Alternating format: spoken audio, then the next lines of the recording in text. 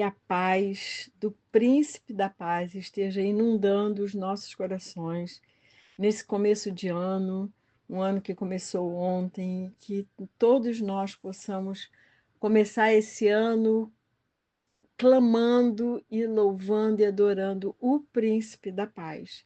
Mas falando em paz, nós vamos falar de guerra. E eu quero ler com vocês um texto um pouco grande, vocês me perdoem, mas é necessário terem o contexto, né? E está lá no segundo livro de Crônicas, capítulo 20, do versículo 14 ao 24. Eu tentei até resumir, mas eu não consegui. Acho que todos têm que entender esse contexto de quando os inimigos do povo de Israel foram atacar, né? Os amonitas e os moabitas se levantaram contra o povo de Israel. Então diz assim a palavra de Deus. Então, no meio da congregação, o Espírito do Senhor veio sobre Jaaziel, filho de Zacarias, filho de Benaia, filho de Jeiel, filho de Matanias, levita, dos filhos de Asaf. Jaaziel disse: escutem com atenção, todo Judá, moradores de Jerusalém e rei Josafá. Assim diz o Senhor: não tenham medo, nem se assustem por causa dessa grande multidão, pois esta batalha não é de vocês, mas de Deus. Amanhã vocês irão ao encontro deles. Eis que eles virão pela ladeira de Ziz, e vocês os encontrarão no fim do vale, em frente do deserto de Jeruel. Nesse encontro, vocês não precisarão lutar. Tomem posição, fiquem parados e vejam a salvação que o Senhor lhes dará, ó Judá e Jerusalém. Não tenham medo, nem se assustem.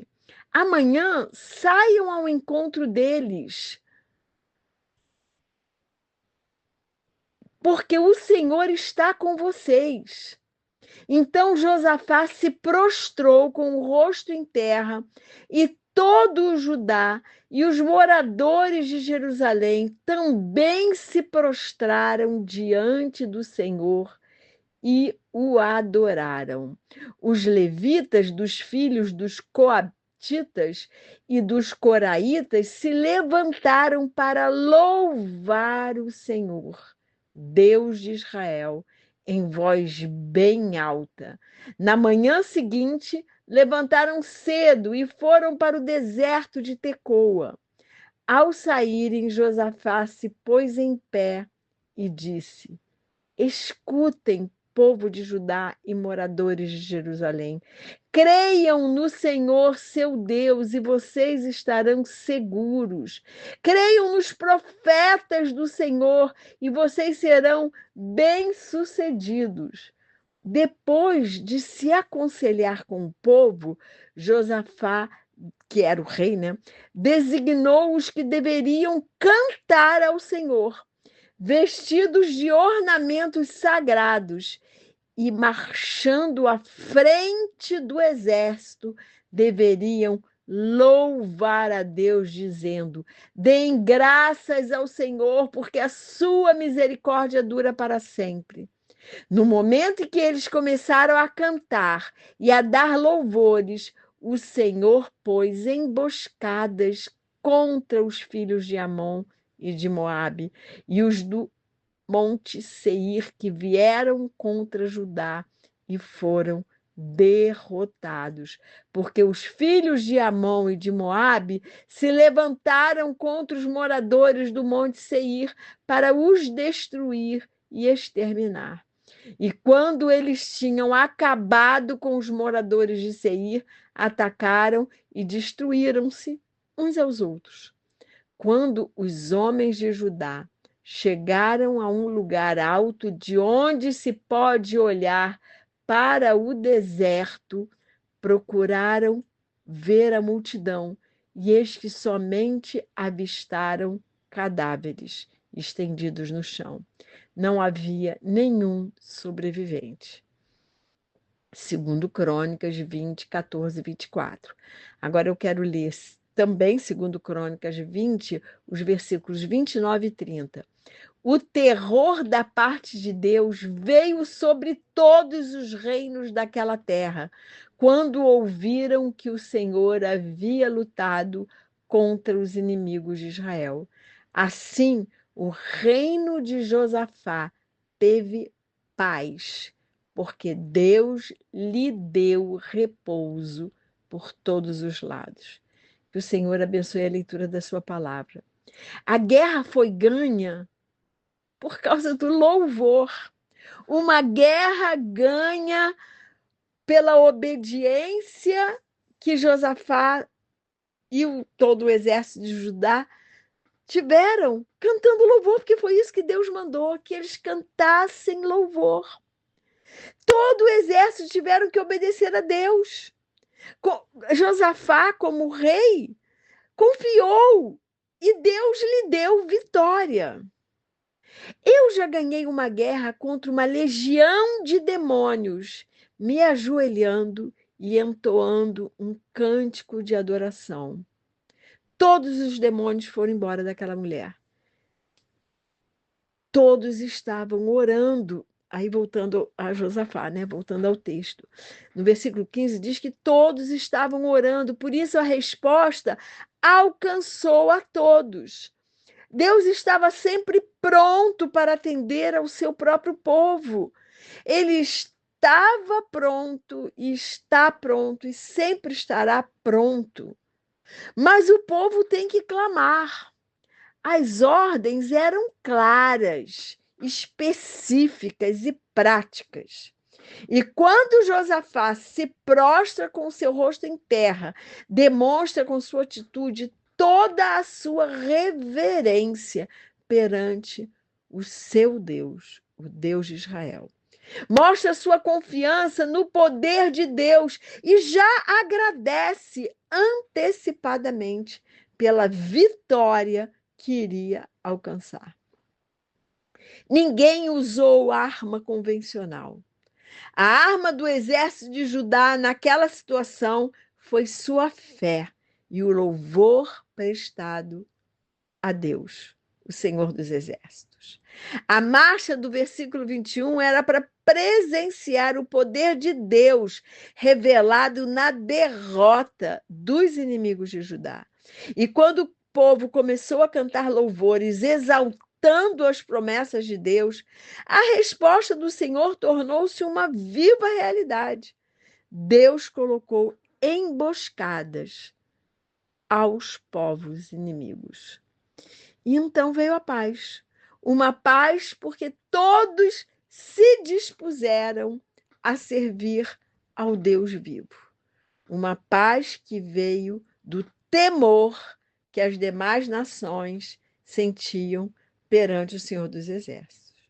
Tem uma outra história muito conhecida na Bíblia que é da Esther, né? E foi uma batalha muito grande também. Todo o povo de Israel que estava servindo ali ao rei Assuero poderiam ser mortos, porque um inimigo criou uma cilada e criou uma estratégia para matar todo o povo.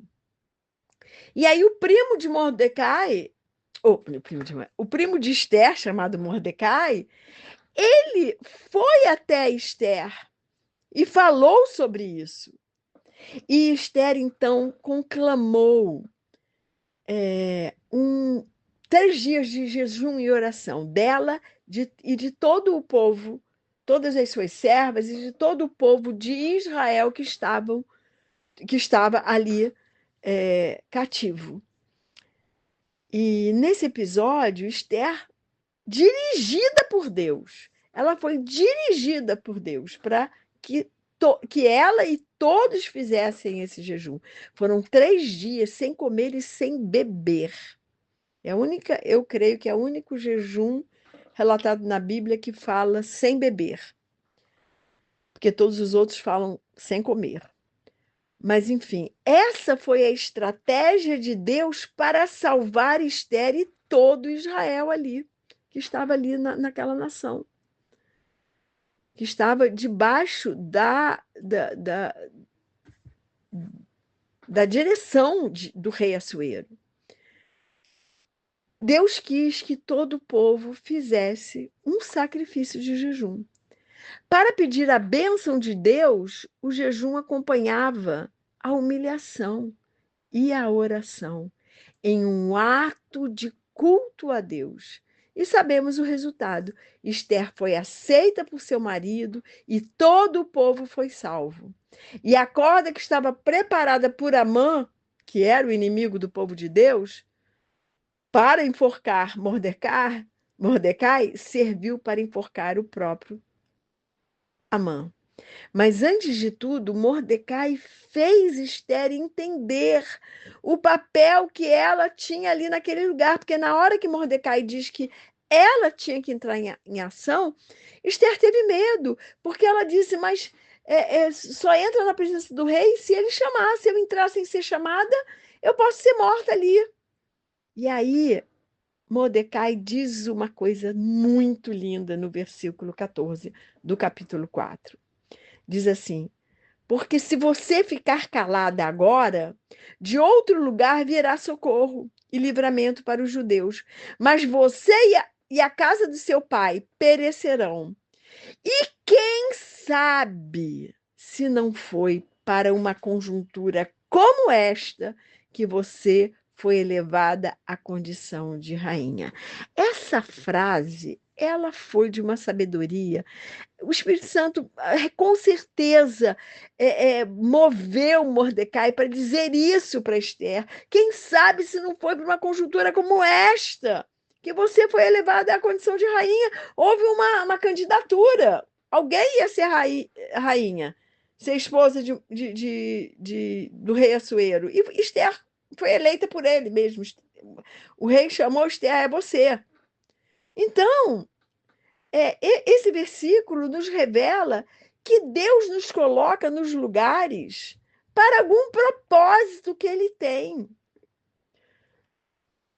Deus é um Deus de propósitos. E se você está em determinado lugar, no trabalho, na vizinhança, enfim, onde você pensar, é porque Deus tem um propósito para você. Há muitas outras guerras citadas na Bíblia e cada uma tinha uma estratégia diferente. E em cada uma Deus agia diferente. Poderia citar muitas outras guerras. Dos Círios contra Israel, onde Deus fez com que o exército inimigo ouvisse um grande ruído de carros e de cavalos e se assustaram e fugiram. Podemos citar a guerra de Gideão contra os midianitas. Gideão ganhou apenas com 300 homens. Por que 300? Porque Deus disse, são 300 só. Então, todas as guerras foram ganhas quando o povo obedecia a Deus. Quando o povo se dispunha a obedecer, a ouvir a estratégia que Deus queria para aquela guerra, o povo ganhava. Mas é interessante ver que houve guerras em que Israel perdeu. Quando? Quando desobedecia e não confiava que a batalha sempre é do Senhor. Nós temos que aprender a batalhar e ganhar novas guerras, obedecendo a Deus, ouvindo a sua voz a respeito da estratégia que Ele quer que tenhamos. Não temos que agir igual em batalhas diferentes. E nem temos que agir segundo a nossa própria sabedoria. Se fizermos isso, vamos perder as batalhas da nossa vida. Sabemos que hoje A nossa batalha não é contra a carne ou sangue, mas é contra os principados e dominadores desse mundo tenebroso. E nós temos que guerrear em todo o tempo. Mas há batalhas que vamos vencer ficando em silêncio. Há outras que temos que vencer falando, exortando, encorajando. Para cada batalha há uma estratégia diferente. E quem vai dar essa estratégia para cada um de nós é o Espírito Santo. Então, a minha oração por mim e por você é que possamos colocar todas as nossas lutas diante de Deus e pedir que Ele nos dê as estratégias certas para vencermos a batalha. E depois que Ele nos der a estratégia, temos que obedecer, por mais louca que nos possa parecer. Minha oração por mim e por você é que em todas as batalhas possamos ouvir o que o Espírito Santo nos fala. Minha oração por mim e por você é que tenhamos os ouvidos sensíveis à voz do Espírito Santo. E que o Senhor nos abençoe e nos guarde, que o Senhor faça resplandecer o seu rosto sobre cada um de nós e que o Senhor tenha misericórdia de nós. Que sobre nós o Senhor levante o seu rosto e nos dê a paz. E feliz ano novo, feliz 2025, com a presença do Senhor.